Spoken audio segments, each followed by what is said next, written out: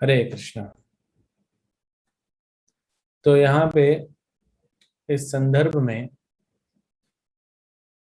विदुर जी मैत्री मुनि से आगे प्रश्न पूछते हैं और प्रश्न पूछते हैं, और इसका उत्तर देते हुए मैत्री मुनि पूरा तीसरा स्कंद चौथा स्कंद दोनों बताएंगे।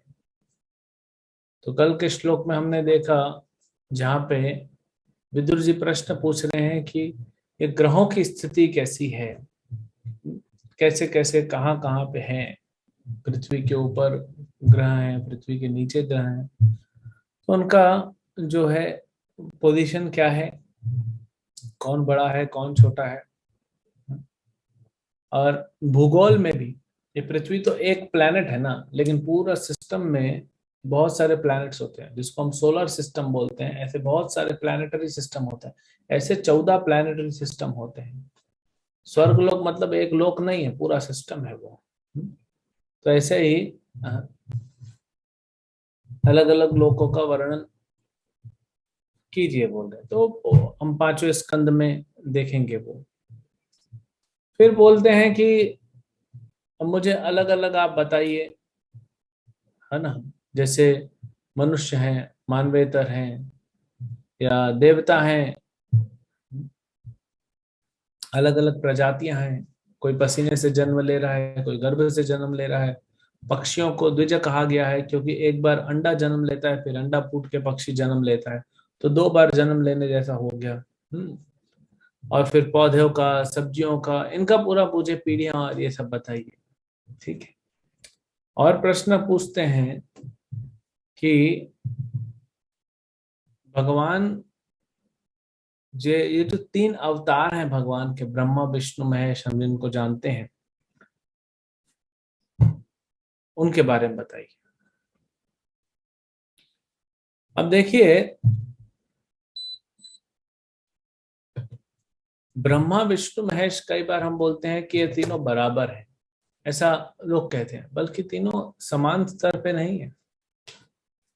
ब्रह्मा जी से ऊपर है शिव जी, और शिव जी से ऊपर है भगवान विष्णु।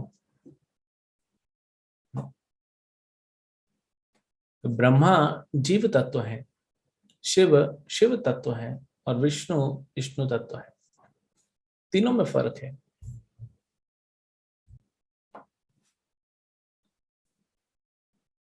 तो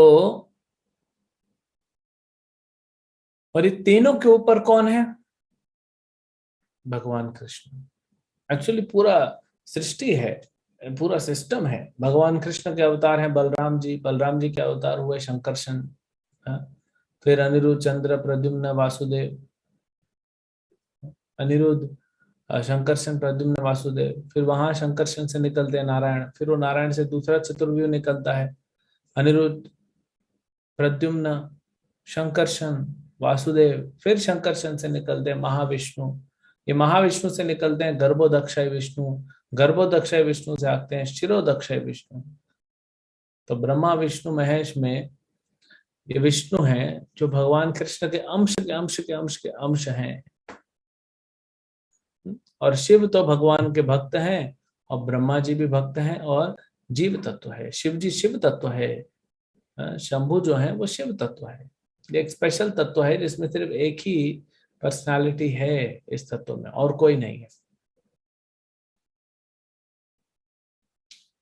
तो पहले तो ब्रह्मा विष्णु महेश तीनों बराबर नहीं है, वो आपको बता दिया। अब तीनों का रोल जो है, ब्रह्मा जी सृष्टि करते हैं, वो पालन नहीं करते, संहार नहीं करते। शिव जी संहार करते हैं, वो पालन और सृष्टि में हाथ नहीं डालते। और भगवान विष्णु वो तीनों कर सकते हैं, लेकिन वो अपने हाथ में क्या रखते हैं? पालन रखते हैं। क्योंकि सृजन हो गया, सृष्टि एक बार हो गई, हो गई। ब्रह्मा जी को ज्ञान दिया भगवान कृष्ण ने, तब जाके ब्रह्मा जी सृष्टि कर पाए। हाँ? उनको ज्ञान दे के बोला तुम सृष्टि करो, मैं पालने के लिए आऊंगा, क्योंकि पालना सबसे कठिन है। आप खुद देखिए, बच्चा पैदा करना आसान है, बच्चे को पालना कितना मुश्किल है। किसी भी व्यक्ति को पालना मुश्किल है, क्योंकि उसका डे टू डे एक्टिविटी में आपको ध्यान देना पड़ता है। इसलिए हमारे हृदय में परमात्मा जो है भगवान विष्णु है। ब्रह्मा जी हृदय में नहीं बैठे हैं, शिव जी हृदय में नहीं है, विष्णु है। तो भगवान विष्णु ही ब्रह्मा जी को आदेश देके, उनको उपदेश और आदेश देके, उनको ज्ञान देके बोलते हैं अब तो आप सृष्टि करिए, बाकी मैं संभाल लूंगा। फिर से भगवान बोलते चलो पालन का काम हो गया, शिव जी को बोलते अभी आप वाइंड अप करो। जैसे उदाहरण के लिए कोई वक्ता है भागवत का, कोई, चलो भागवत का वक्ता प्रधानमंत्री ले लेते उदाहरण के रूप में। प्रधानमंत्री जो हैं वो अभी आने वाले हैं दोपहर में 12 बजे एक मीटिंग हॉल में। तो उन्हीं के आदेश अनुसार वो मीटिंग हॉल पूरा अरेंज हो जाता है। वो खुद नहीं करते लेकिन उनका आदेश करता है, और फिर वो आते हैं, अपना मीटिंग करते हैं, कुछ साइन करते हैं, सब करके वो निकल जाते हैं। और फिर कोई दूसरी टीम आती है, उनके आदेश अनुसार वो वाइंड अप करके वो खत्म करके चले जाते हैं, सब खाली। जैसे कोई पंडाल लगा है, बड़ा पंडाल, और प्रधानमंत्री आ रहे, तो पंडाल लगाना प्रधानमंत्री नहीं आते, और वाइंड अप करने भी वो नहीं आते, लेकिन हो उनके आदेश से रहा है, फाइनलाइज वही करते हैं, ये वेन्यू होना चाहिए, ये डेट होना चाहिए, यहाँ जाना है, यहाँ जाना है, ये फाइनलाइज वही करते हैं, और साइन भी वही करते हैं कि चलो पंडाल बनाने का कितना लगा, 10 लाख रुपए दे दो उसको, वाइंड अप करने का 2 लाख रुपए दे दो, इस सब देने वाले प्रधानमंत्री। हाँ? तो ऐसे ही भगवान विष्णु जो हैं वे शिव जी और ब्रह्मा जी को शक्ति देके, आदेश देके उनसे कार्य करवाते हैं। और भगवान के भक्त भी सेवा के लिए बैठे हुए हैं ना। अगर भगवान हर चीज स्वयं करेंगे तो भक्तों को कैसे सेवा मिलेगी? अब सोचिए, अभी आप बोलेंगे भगवान आके हमको यहाँ पे भागवतम सुनाए, सुना सकते हैं, आप लोग प्रार्थना करेंगे तो भगवान आएंगे, लेकिन भगवान बोलते हैं मेरे भक्तों को भी तो सेवा दो। जो भगवान के शुद्ध भक्त हैं, हाँ, उनकी इच्छा होती है सेवा करने की, क्योंकि प्रेम है।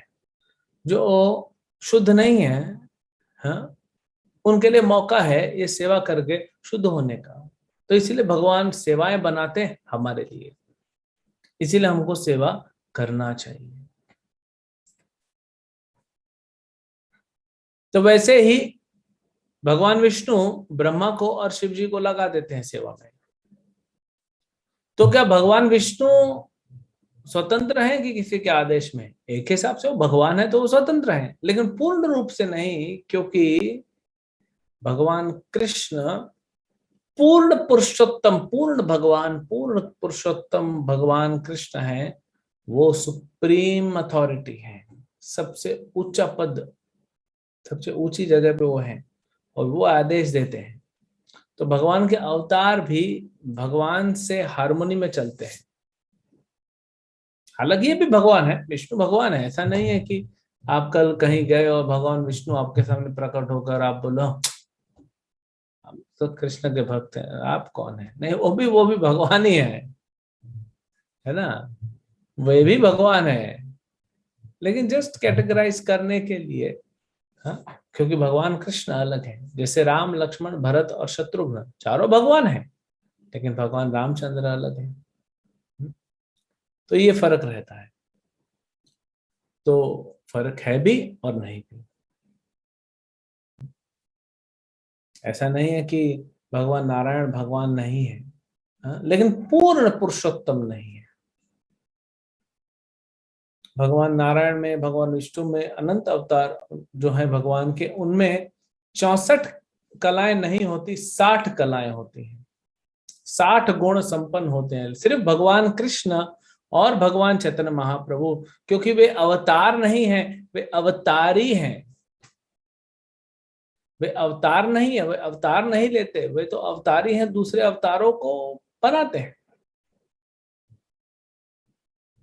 तो इसीलिए उनमें जो है, सिर्फ उनमें 64 कला पूरी निपुण है। वो 64 गुण भगवान के पूरे आपको चाहिए तो कृष्ण में ही मिलते हैं। बाकी अन्य अवतारों में 60 गुण पाए जाते हैं। शिव जी में 55 है, ब्रह्मा जी में 50 है।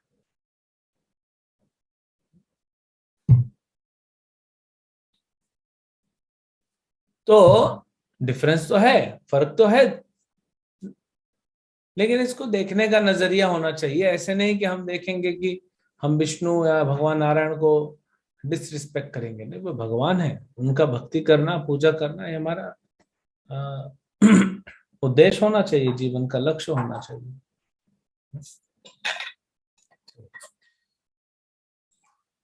तो ब्रह्मा विष्णु महेश जो सेवा करते हैं वो भगवान कृष्ण के आदेश अनुसार ही करते हैं।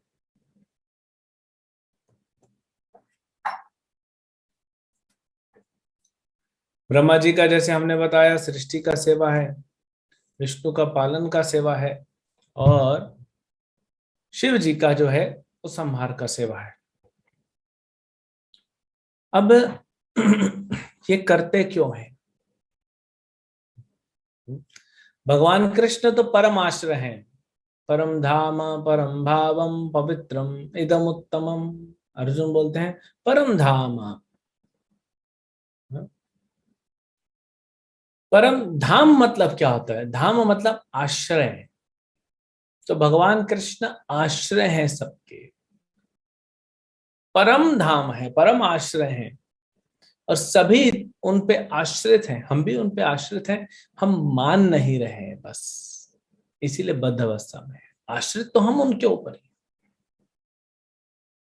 तो हमारे जीवन का परम लक्ष्य क्या होना चाहिए? भगवान कृष्ण पे आश्रित होना, भगवान कृष्ण को प्राप्त करना, भगवान कृष्ण की सेवा को प्राप्त करना, उनके प्रेम को प्राप्त करना।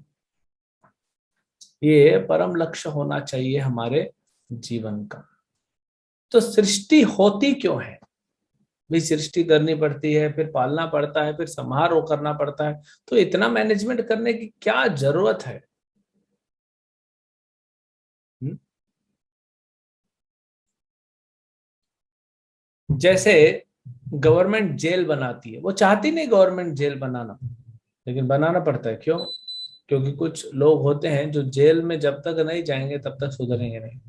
तो कुछ लोग एक बार जाते हैं, 7-8 साल के लिए सुधर के निकल जाते हैं। कुछ लोग 15 साल भी रहेंगे, नहीं सुधरते हैं, तो उनको फिर भेज दिया जाता है। तो वैसे ही ये भौतिक संसार है कि जेल के समान है। इसको बनाया जाता है कि हम जैसे जीवों को, बद्ध जीवों को मौका मिले और हम भगवान की सेवा में लग के, साधना सेवा करके, भगवान कृष्ण जो परम लक्ष्य हैं उनको प्राप्त करने का चेष्टा करें। और अगर अच्छे से चेष्टा करेंगे गुरु के निर्देश अनुसार, तो अंत में हम कृष्ण भगवान को प्राप्त करेंगे गुरु की कृपा से।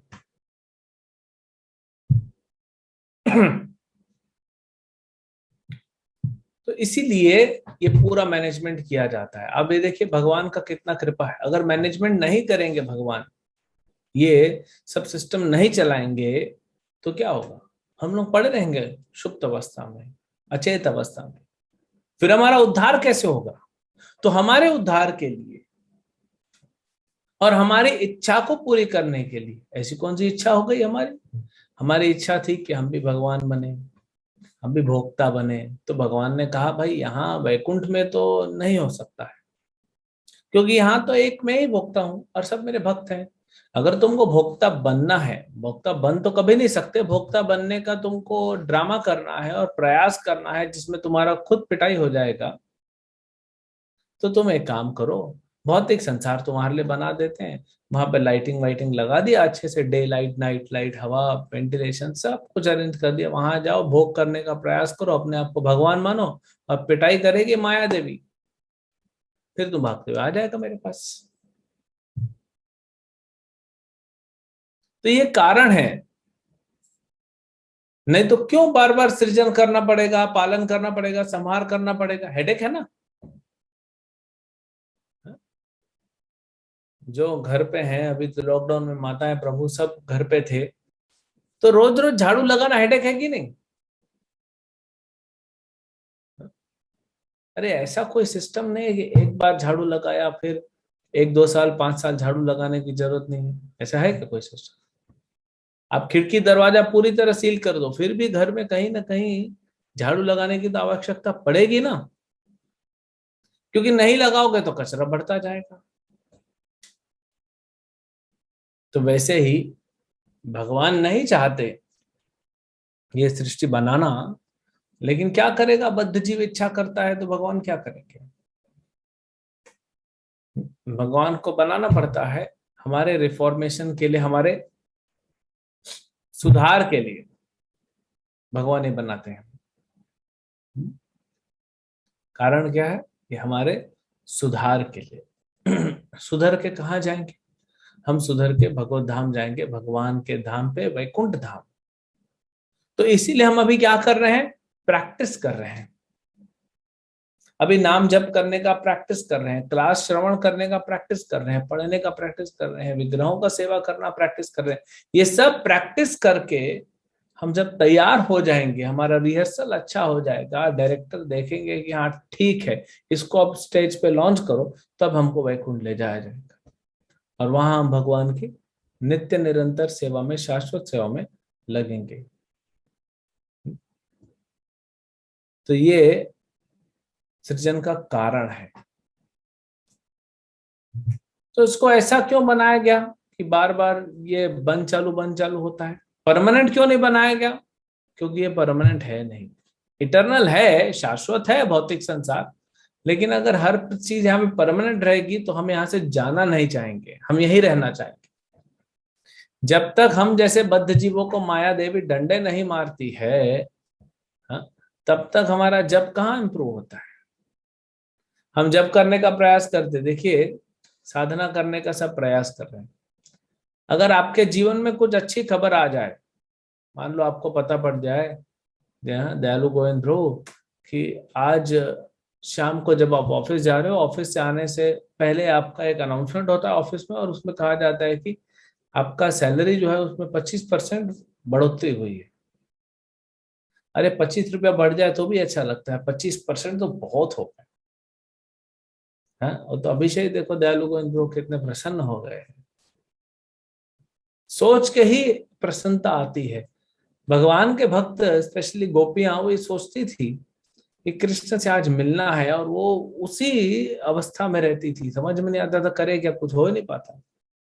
तो हमारे लिए वो क्या है, वो पैसा है। तो मान लीजिए 25% बढ़ गया, तो दयालु गोविंद प्रभु आज शाम को जब घर आएंगे 25% का इंक्रीमेंट लेके, लेटर लेके घर वालों को दिखाएंगे, सभी प्रसन्न हो जाएंगे। लेकिन दयालु गोविंद प्रभु अगले दिन जप करने में तकलीफ होगी। ये सबके साथ होता है, कुछ भी अच्छी खबर मिलती है ना, तो फिर हम जप नहीं कर पाते, हमारा जप डिस्टर्ब हो जाता है, क्योंकि माइंड अभी भी उधर है। हालांकि सबसे खुश हो, लोग कहते हैं प्रभु जी हम पूरे ना खुश हो जाएं, सब कुछ अरेंज कर लें, उसके बाद हम जाके भक्ति करेंगे, नहीं होगा। ज्यादा सुख मिला या ज्यादा दुख मिला तो भक्ति नहीं होता, भक्ति बैलेंस लेके होता है। इसीलिए स्वर्ग लोकों में भी भक्ति उतना नहीं है, नीचे के लोगों में भी उतना नहीं है, क्योंकि ऊपर इतना भोग है कि भक्ति करने का इच्छा नहीं होता, नीचे इतनी तकलीफ है कि भक्ति कर नहीं सकते। ये पृथ्वी लोक ही है जहां पे भक्ति कर सकते हैं, इसलिए देवता प्रार्थना करते भगवान से, भगवान हमें पृथ्वी लोक पे जन्म दीजिए, और स्पेशली कलयुग में, स्पेशली कलयुग में। तो यहाँ पे बताया जा रहा है। तो हम जब साधना करते हैं तो हमारे लिए अच्छी खबर भी अच्छी नहीं है, बुरी खबर भी बुरी नहीं, अच्छी नहीं है। ज्यादा दुख होगा तो भी भक्ति नहीं कर पाते हम, हमको एक ऑप्टिमम लेवल में आना है, ऑप्टिमम प्रेशर बनता है ना, थोड़ा स्ट्रेस चाहिए, थोड़ा प्रेशर चाहिए। लेकिन ज्यादा हो गया तो जब कर रहे हैं तो उसके बारे में सोचते रहेंगे, कॉन्स्टेंटली सोचते रहेंगे। और अगर एकदम रिलैक्स हो गए, बढ़िया आनंद मिल गया, सैलरी बढ़ गया, जब करते करते प्लानिंग करेंगे 25% को कैसे उपयोग करना है, क्या क्या मिलेगा, मेरा पोजीशन भी बढ़ेगा क्या, मैं सीनियर टीम लीडर से अब मैं मैनेजर बन जाऊंगा क्या, मैनेजर हूं तो मैं ये बन जाऊंगा वो बन जाऊंगा। तो ये हमारा भाव रहता है। इस चक्कर में क्या होता है, हम जप नहीं कर पाते। तो ज्यादा सुख ज्यादा दुख दोनों में क्या होता है, भक्ति नहीं होती, बैलेंस करना पड़ता है। तो भगवान ने हमारे जीवन को ऐसा रखा है कि जहाँ पे बैलेंस हो जाता है। इसीलिए अगर आपके जीवन में दुख आ जाए तो आप समझ जाइए ये जल्दी चला जाएगा। हाँ, तूफान आता है, आधा घंटा 1 घंटा आपके ऊपर प्रभाव रहता है, लेकिन खिड़की दरवाजा बंद कर दो वो चला जाएगा। तो वैसे हमारे जीवन में दुख आता है, वो तूफान की तरह वो चला जाता है, रुकेगा कुछ नहीं। मात्रा स्पर्शस्तु कौन्तेय शीतोष्ण सुख दुखदा अगाम पैनो नित्यस्ताम तितिक्षस्व भारत।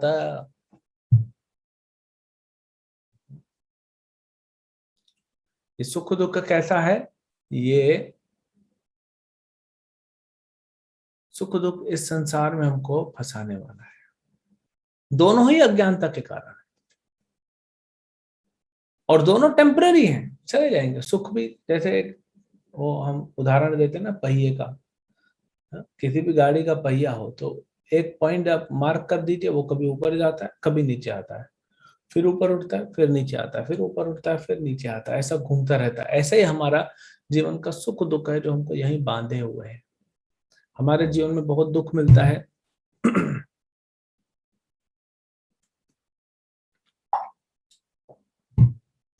हमारे जीवन में बहुत दुख मिलता है, फिर हम सोचते हैं नहीं बहुत दुख है बहुत दुख है, मैं जा रहा हूँ भक्ति करने, सब कुछ छोड़ के मैं भक्ति करूंगा। जैसे ही आप जाते हैं माया देवी कुछ सुख दे देती है इंस्टॉलमेंट, फिर आप सोचते हैं कि after it's not too bad, इतना बुरा भी नहीं है संसार, फिर लग जाते हैं। तो यहाँ पे सुख का मतलब है इस संसार में दुख थोड़ा कम हो जाए ना तो उसको सुख कहते हैं। आप में से बहुत भक्त बंबई में रहते हैं, लोकल ट्रेन में चालू करते आप ट्रैवल करते हैं, हाँ, फ्री बॉडी मसाज लिखा रहता नहीं है वहां पे कि फ्री बॉडी मसाज, लेकिन लोकल ट्रेन में फ्री बॉडी मसाज मिलता है, चाहे लेडीज कंपार्टमेंट हो चाहे जेंट्स कंपार्टमेंट।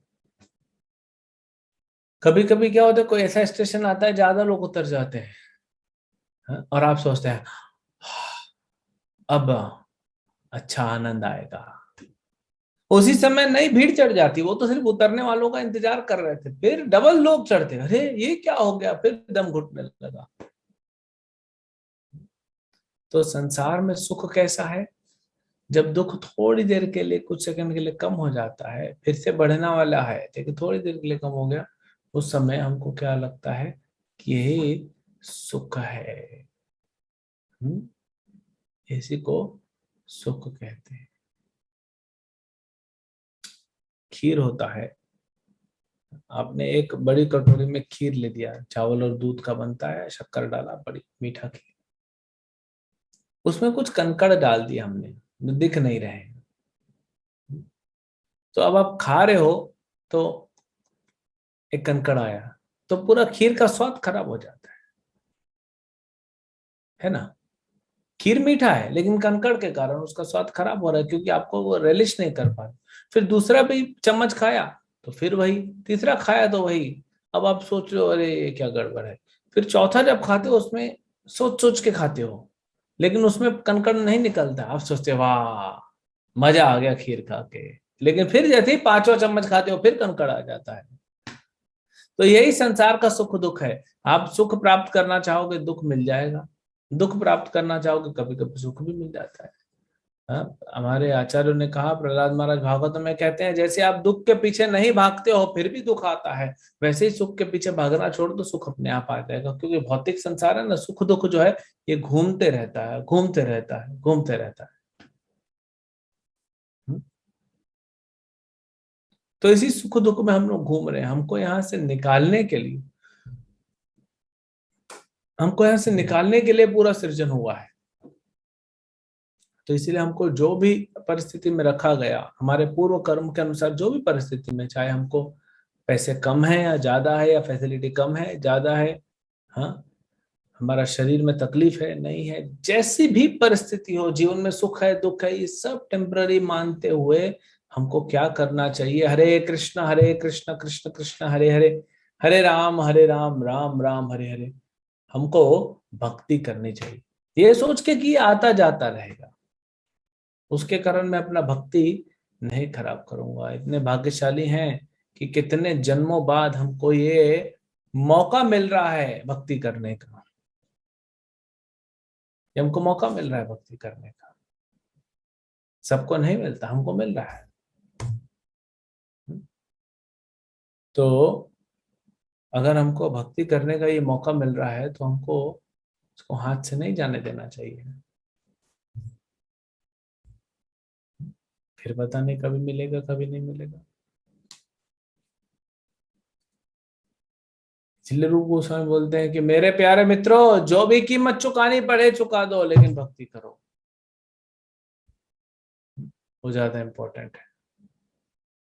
ऐसे हम भक्ति करें, और सुख दुख से प्रभाव तो पड़ेगा, क्योंकि अभी बद्ध अवस्था में है ना। जैसे ठंडी आ जाती है तो हम स्वेटर पहन के भक्ति करते हैं, गर्मी आती है तो हम कॉटन के कपड़े पहन के भक्ति करते हैं, बारिश आती है छाता लेके भक्ति करते हैं। भक्ति नहीं छोड़ना है किसी भी परिस्थिति में। जीवन में कितना सुख कितना दुख आ जाए, हमको भक्ति नहीं छोड़ना चाहिए, उसको करते रहना चाहिए। फिर उसको करते रहेंगे तो क्या होगा, जीवन के परम लक्ष्य भगवान श्री कृष्ण के चरणों को हम प्राप्त करेंगे। हरे कृष्ण।